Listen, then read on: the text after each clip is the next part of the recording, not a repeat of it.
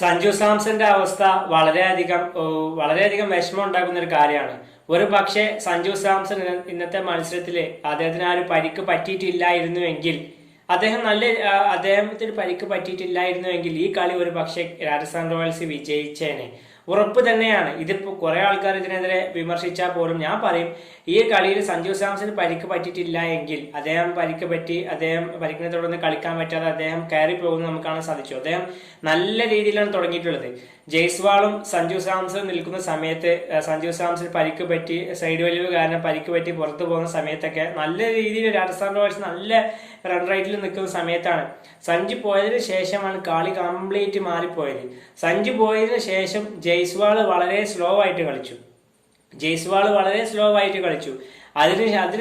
അതിന് സഞ്ജു കയറി പോയതിനു ശേഷം വന്ന പരാഗാവട്ടെ ഭയങ്കര തുഴച്ചില്, അതായത് കുട്ടനാടൻ കായൽ എന്നൊക്കെ പറഞ്ഞ നമ്മൾ പാട്ട് ഞാൻ പാടുന്നില്ല, ഭയങ്കര തുഴച്ചില്. ആ തുഴച്ചിലിന്റെ ഇടയിൽ പിന്നെ പ്രഷറൈസ് അദ്ദേഹം ഹിറ്റിനെ ശ്രമിക്കുന്നു, അദ്ദേഹം ഔട്ടാകുന്നു. അതിനുശേഷം വന്ന ജുറൽ നല്ല കളി കളിച്ചു. ജുറലല്ല, മാറിപ്പോയതാ, ക്ഷമിക്കണം, ജുറലല്ല, നമ്മുടെ നിതീഷ് റാണ നല്ലൊരു കളി കളിച്ചു.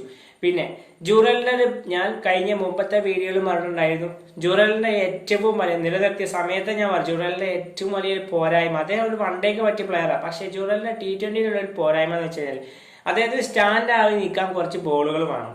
അദ്ദേഹത്തിന് സ്റ്റാൻഡ് ആയി അദ്ദേഹം അല്ലെങ്കിൽ നമ്പർ 3 ജുറലിനെ ഇറക്കി വിടേണ്ടത്. അദ്ദേഹത്തിന് സ്റ്റാൻഡ് ആയി കഴിഞ്ഞ് കഴിഞ്ഞാൽ പിന്നെ കുറച്ച് അദ്ദേഹം ഇതായി കഴിഞ്ഞാൽ കളിക്കും. അങ്ങനത്തെ ഒരു പ്ലെയറാണ് ജുറല്. പിന്നെ സൂപ്പർ ഓവർ ആയ സമയത്ത് പോലും സഞ്ജു സാംസന് കീപ്പിംഗ് നടത്താനോ ക്യാപ്റ്റൻസി കൈകാര്യം ചെയ്യാൻ പോലും അദ്ദേഹം ഉണ്ടായി. അദ്ദേഹത്തിന്റെ ഒരു പ്രശംസ ഗ്രൗണ്ടിൽ ഫീൽഡിൽ ഉണ്ടായിരുന്നില്ല. പരാഗായിരുന്നു ആ സമയത്ത് ക്യാപ്റ്റൻസി കൈകാര്യം ചെയ്തത്. ഏതായാലും ഭയങ്കര ഡിസപ്പോയിന്റ്മെന്റ് പെർഫോമൻസ്.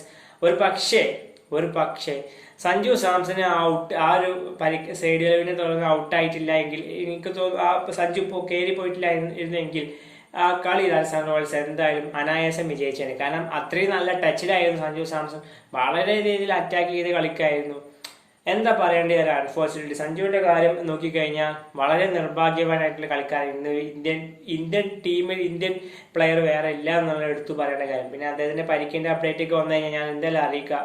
ഏതായാലും സഞ്ജു സാംസൺ ഇന്നത്തെ ഇന്നിങ്സ് എങ്ങനെയുണ്ടായിരുന്നു, നിങ്ങളുടെ അഭിപ്രായം എന്തായാലും വീഡിയോക്ക് താഴെ കമന്റായി രേഖപ്പെടുത്തൂ.